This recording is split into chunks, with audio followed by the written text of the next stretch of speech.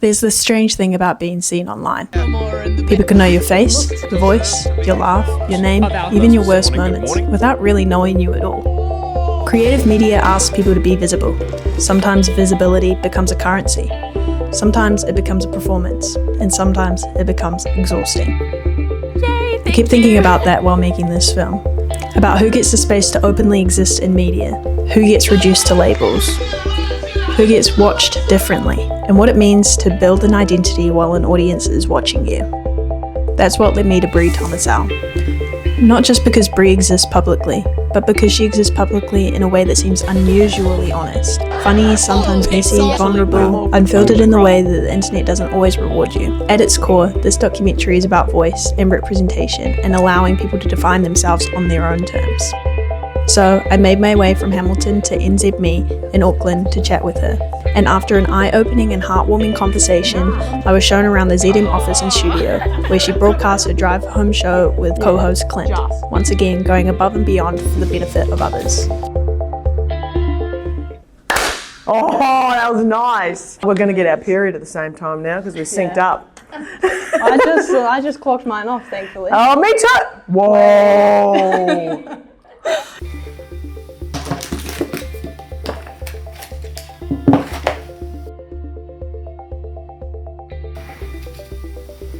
A couple of years ago, you released your book. What made you decide that you wanted to write it, and how did you know that you were sort of ready to tell those stories of things that you'd previously not spoken about? I wasn't ready.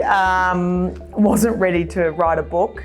I kind of got forced to do it. My manager, who believes in my abilities way more than I do, believed that I had a story that could help people, and he believed that I could do it, which I'm glad someone did. But I think that's what it really came down to for me, was will my story and getting into the real dirty laundry and nitty-gritty of it, will it help other people? And that was my goal from the outset.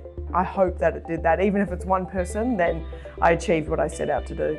I personally really enjoyed it. I thought it was really beautiful. Oh, thank you. Well, there you go, you're the one person. Yeah, I thought that your story was incredible, and I think that it was really important, and that's actually why I wanted to do this, because I feel like a lot of queer women and women in general in the sort of public space, they often kind of get pushed to the side compared to their male counterparts. So I thought that it was really good that you shared your story a bit more. That means the world to me, truly does, and it makes, because it wasn't easy to do it, like it was so much harder than I ever expected, but to hear like that coming from you, that makes it all worth it, so I really appreciate that. Obviously the big catalyst in the book was about what happened to you when you were 9. Yes. You did speak about how that was sort of the start of your anxiety and your sort of battle with mental health. Looking back, do you see any signs of any struggle before that, or was it really all from that moment? You know what? I don't. I had an amazing childhood. Like, I grew up, I believe, quite isolated in terms of bad things happening in the world. I was a country kid. I don't think I wore shoes till I was like 6. Happy-go-lucky, playing my sport, enjoying life, and I was a kid, you know, didn't have a care in the world other than, you know, typical kid stuff. But that day changed me as a person, I believe, and changed the trajectory of my life. There's good and bad, but definitely for me, I believe was the start of, my battle with mental health. It's taken me a long time, I think, to like certain parts of myself, because there's plenty of times where I don't, and I wish that I wasn't the way that I am, and my brain wasn't a wild animal. But I think it's made me a more empathetic person, a more understanding person, which they're some of my favourite traits about myself. And it's only from those struggles and from experiencing what it's like that I think I'm able to do that and to be that person for other people, which I think is super special and something I don't take for granted. So I do think there is positive things about my mental health struggles, that I can use those tools in my work and in my creativity, Yeah, and then that's what's coming up for the rest of the day, so you can see every song coming up for the next couple of hours. And you can change stuff, move stuff around, which you're not allowed to do. Do not change the music. It is a very intricate algorithm. The reason I decided to just be completely and utterly myself when I moved to New Zealand, I was tired. I was really exhausted. Hiding parts of yourself, especially like when you are in the public eye, and my job is to share my life. It's exhausting hiding those parts. Yeah, that was the reason. I was tired, and I had gotten to the point where in the past I had people in the Australian radio industry tell me to keep those parts of myself hidden and to keep it a secret because it could affect my job and my popularity, which directly correlates with me keeping my job. But I had gotten to that point where I was like, I'm either gonna be completely and utterly myself and live my truth and just be me openly. And if that means not having a career in radio and I do lose my job and it doesn't work, then I was okay with that because I couldn't keep doing what I had been doing. And so I kind of made that decision, and that was why. Wow. There we go. Hey! Ooh. And this is why they try and make us look better with good lighting. Some days though, it is a tough ask. You moved to boarding school. Do you think that that sort of environment of moving away from home so young set you up to be able to move to different cities in Australia for work and then obviously ending up moving here? I think it definitely made me a more independent person. Like I had to grow up really quick and really fast. And I do have regrets about that time in my life because I feel like I missed out on a lot of years with my family, you know, and when you're 15, you're still becoming the person you're going to be. You're still learning so many different things, and to not have your family there to ride those waves with you is really hard. And there's a heap of great things about boarding school, don't get me wrong, but if I could go back, I don't know if I would do it again. But there's a lot of good stuff that came from it, like being a really independent person. Like I do believe that allowed me to move my life to different cities multiple times and to chase my dreams and to be able to get out of the small town that I grew up in. It set me up to, I think, change my life and my lifestyle a lot. In adulthood, it's like quite hard to make friends. Did you ever feel lonely at all doing it all by yourself? You said it. I think that was the hardest thing. And people don't talk about it all that often because some people never have to do that in their life. And it's really scary and really hard. A heap of times I felt lonely, where I think it was that trade-off of chasing your dreams to move away from everyone you know and everyone you love and start from scratch and with nothing.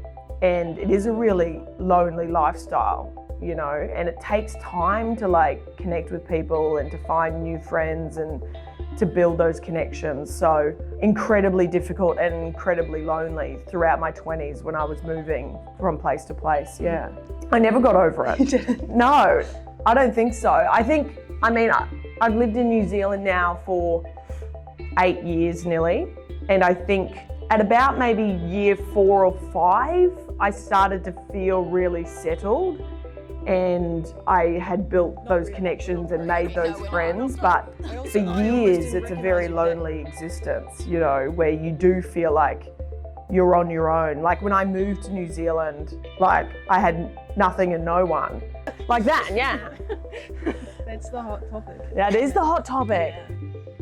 I think it's a real interesting one, people who work in the media and date people who aren't in this world, because you have to be really mindful that you chose this life and you've opened yourself up to public criticism, but they haven't. And so I'm always really protective of her.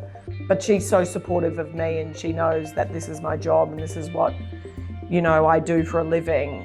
And it was really important for me, Lance, that when I did speak more publicly about my sexuality or the person I was dating, that it wasn't a big deal. I feel like in media, and especially in radio in the past, like it's been such a huge song and dance about, you know, someone's coming out and this and that, whatever, which, I mean, don't get me wrong, us queers, we love a party. But sometimes we just want to feel like everyone else. And when I did first start talking about my relationship, it was in a story where I was like, and my girlfriend, blah, blah, blah. And it was just a part of a story, and that's all it was, you know? Like, it was the same as what my co-host would do if he was talking about a girl he was dating. And that's how I wanted it to be.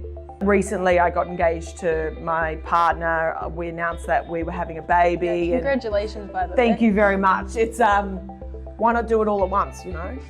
But with that, and I think being in a queer relationship, I had a massive anxiety, and it might be from my gay trauma where you don't know how people are going to react. You don't know if someone's going to have something to say or if they're going to accept, you know, your lifestyle and what you're doing with your life.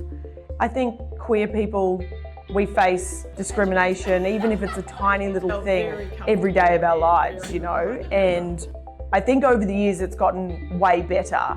It's interesting because I had all of that anxiety both times before I announced that I was engaged and before I announced we were expecting a baby. And to be honest with you, the reception that we've gotten has been like super healing for me because it's been really supportive and just so much love. So I feel really grateful for that. Yeah. When you were coming out to your family, obviously it took you quite a while to come out to your dad. Yeah, it's probably my biggest regret in life, for sure. And if I could go back in time and change one thing about my life, I think it would be that.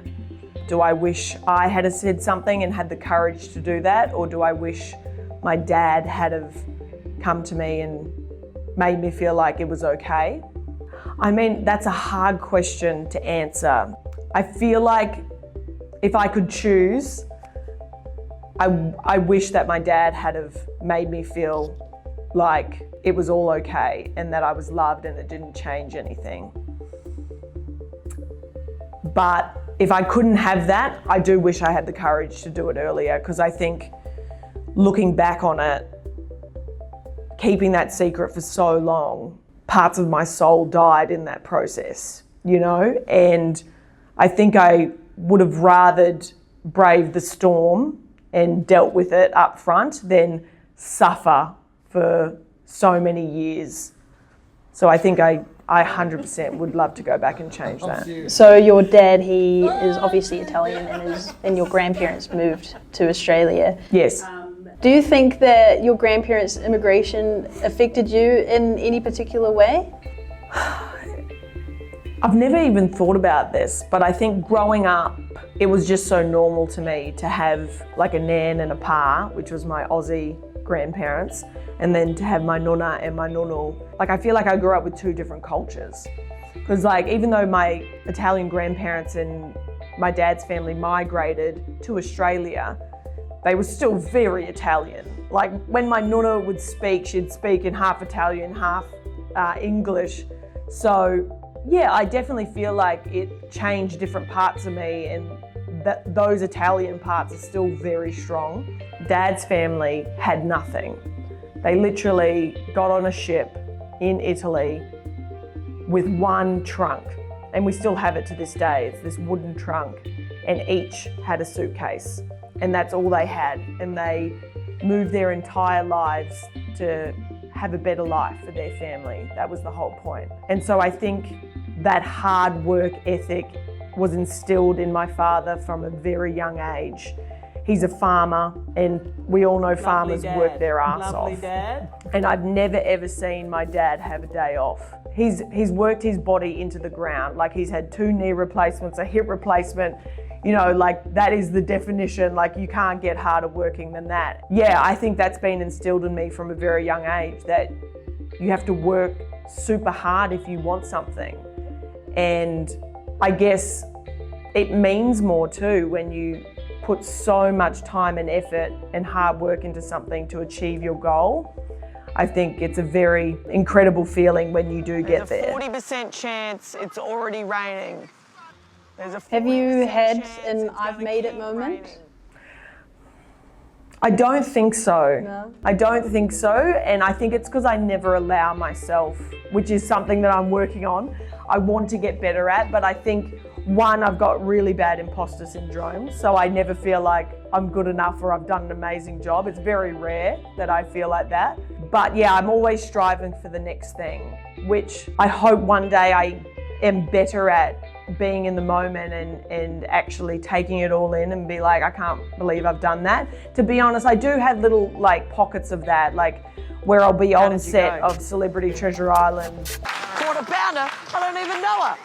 Every time I get to do that show, I'm like, shit, this is cool. Like little country girl from Stanthorpe who, you know, struggled to concentrate in class and never felt like she fit in.